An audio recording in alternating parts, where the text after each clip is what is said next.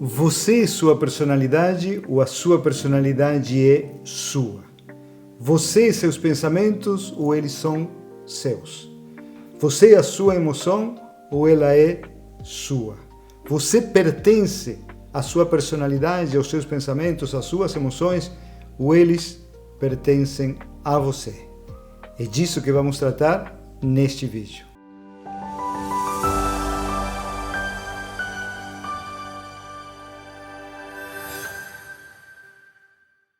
Olá, eu sou Andrés Denúcio, psicólogo, professor de yoga e de meditação, diretor do Instituto Isvra e criador da Confraria da Mente. E estamos aqui para falarmos sobre a administração da mente e sua transcendência. Quando você diz minha personalidade, você está fazendo algo extremamente inteligente sem perceber. Você está definindo que a sua personalidade é uma coisa, você é outra, e você tem uma relação de posse da sua personalidade. Ela é sua personalidade. Quando você diz minha emoção, meu comportamento, meu pensamento, você está estabelecendo claramente que você é uma coisa, os pensamentos são outra, as emoções são outra coisa diferente de você. Você é quem os possui. Você possui algo diferente a você. Por isso se estabelece uma relação de posse. Fica claro isso? E por que isso é tão importante? Porque se você fosse seus sentimentos, emoções e pensamentos, não haveria como mudar a sua vida. Por que você não poderia mudar a sua vida? Porque se você é o pensamento de tristeza e você muda, você desapareceria. Se você é a emoção de mágoa e você muda isso, você desapareceria. E seria quase impossível mudar qualquer emoção, porque como você está identificado com ela, você defenderia essa emoção com unhas e dentes. Agora, se você sabe que é apenas uma emoção, apenas um pensamento, apenas um jeitinho da minha personalidade, fica muito fácil mudar tudo a qualquer momento.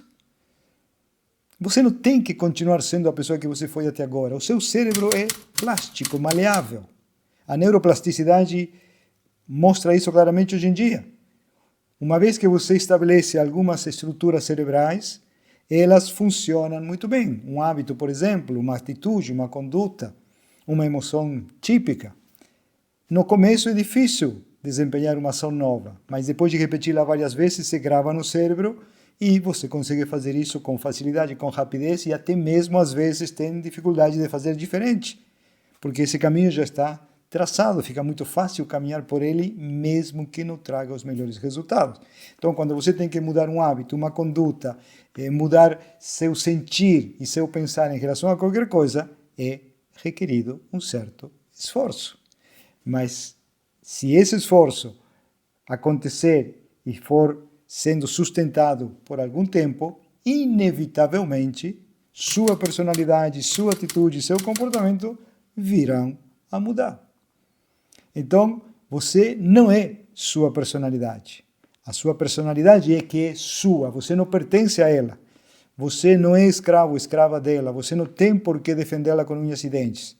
Ela é um conjunto de hábitos, de atitudes, de condutas, de emoções, de maneiras de interpretar a realidade que você foi construindo ao longo da sua vida. Mas nada impede de mudá-la. Se você pode se sentir melhor pensando diferente, por que não iria pensar diferente? Se você pode estar mais em paz pensando pensamentos de perdão, por que não iria pensar esses pensamentos? Se você pode ter uma conduta mais eficiente em alguma área da sua vida, por que não iria desenvolvê-la? Você não é sua personalidade, você não é nenhum dos seus hábitos, nem mesmo as suas compulsões. Elas estão ali, elas podem operar frequentemente, podem até se sobrepor ao seu desejo voluntário, mas se você se dispõe a trabalhar e persiste o tempo necessário, inevitavelmente, entenda porque isso é importante, inevitavelmente você estabelecerá o novo comportamento, o mais desejado, o mais saudável, o mais fortalecedor. Esse conhecimento é libertador, porque quando você entende que você não é a sua conduta, você pode mudá-la com facilidade. E se em algum momento você cometeu algum erro, você não define que você é errado, simplesmente você cometeu um erro. Sou uma boa pessoa que falou uma bobagem, sou uma boa pessoa que não percebeu o dano que fez, sou uma boa pessoa que pensou errado, agiu errado e pede desculpa. Por que não poderia pedir desculpa? Se você não é a tua personalidade, você não tem o que defender.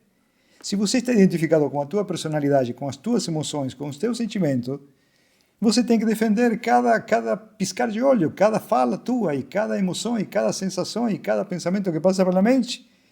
Porque se alguém ataca algo com uma crítica, com uma reclamação, você tem que defender a sua pessoa, a sua personalidade, a sua identidade.